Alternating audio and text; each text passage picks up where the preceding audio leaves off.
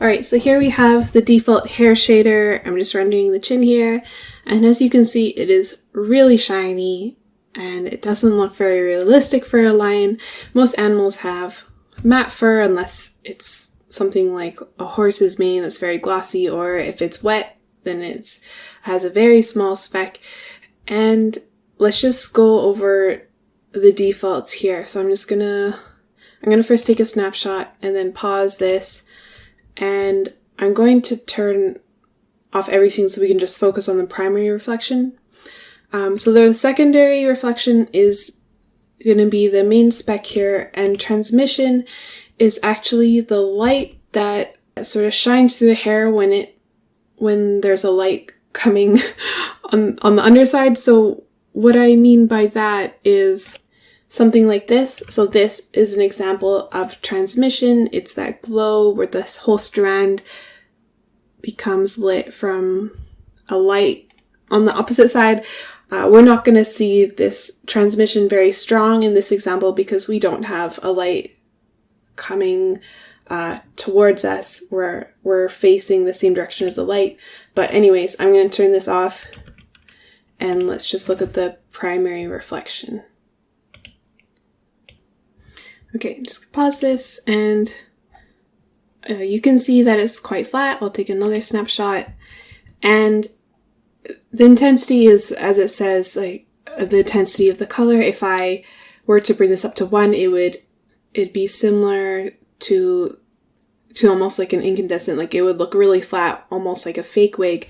Reflection size is the general broad area that it's going along the strand. I'll bring this down as an example, and the reflection shift lets you shift this reflection along the strand closer to the root or closer to the tip. So I'm just going to leave this at 0, and if I bring this down quite a bit to, let's just try 0.1 for now and unpause this, and you can see that now that hair color is now less broad.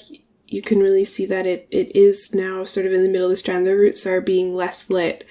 And depending on the scale of the creature or person, like, or the look you're trying to create, you may want to change this reflection size here. But let me take another snapshot of this and pause this, and let's just revert this back to defaults, and we can look at the randomness that we can create within the primary reflection or the diffuse. So we can turn this on, and let's also turn on saturation and intensity and unpause.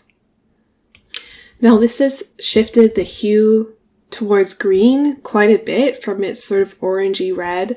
If I were to make this output range smaller, it wouldn't have shifted the color so much.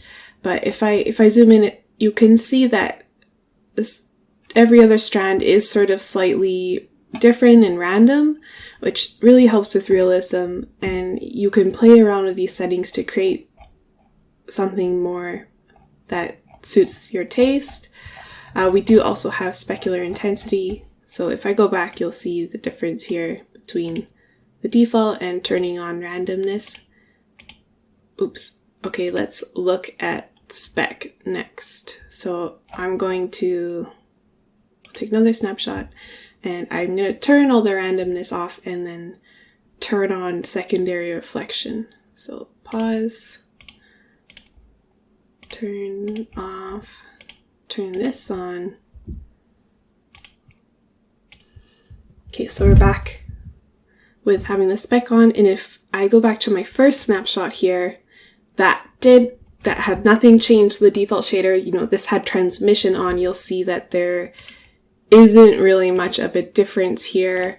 So just be careful if you do start playing around with the transmission and suddenly your asset is in a completely different environment with really strong lights. You might get unwanted results. You might want to add in a backlight just to test what it's doing.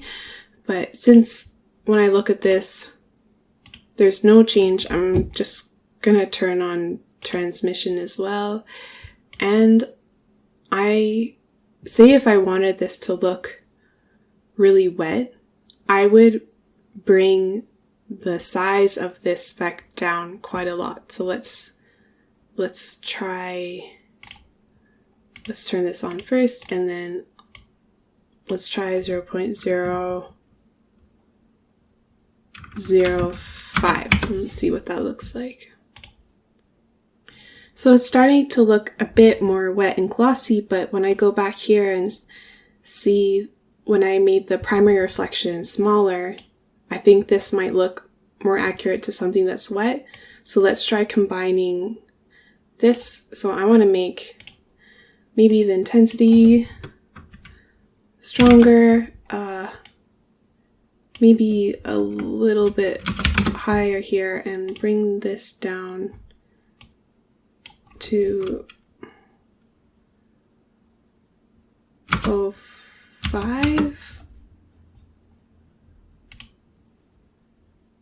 So it's starting to look a bit more wet. It would look even more wet if the groom reflected this type of style. So if there weren't any flyaway hairs and it was pulled down and smooth, that sort of thing. But I just wanted to give an example of how these settings can be changed. So now I'm going to, so the opposite runs true if I want it to look more matte. So I would probably do the opposite here, where I would bring up the size and bring down, lower the intensity.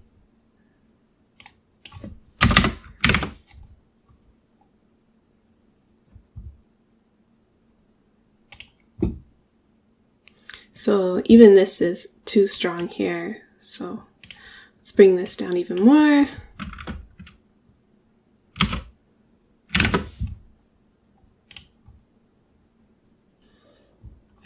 So just to compare, this is the primary reflection and with no secondary reflection or speck, and this is with it added, and it's starting to look more realistic with fur. Like, you do need to add some speck, but you will have to play around with the values to get the desired look. And in the next video, I'll show you how to add textures and get more into the hair shader and more advanced things like that.